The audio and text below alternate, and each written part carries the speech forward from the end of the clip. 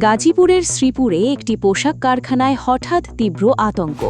কাজ চলাকালীন মুহূর্তের মধ্যেই অসুস্থ হয়ে পড়েছেন অর্ধশতাধিক শ্রমিক। কি ঘটেছিল সেখানে?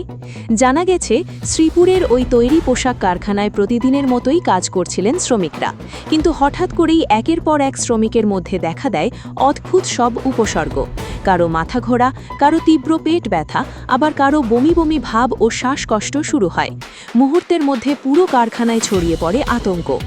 পরিস্থিতি বেগতিক দেখে দ্রুত অসুস্থ শ্রমিকদের উদ্ধার করে স্থানীয় বিভিন্ন হাসপাতালে ভর্তি করা হয়। তবে স্বস্তির খবর দিয়েছেন চিকিৎসক।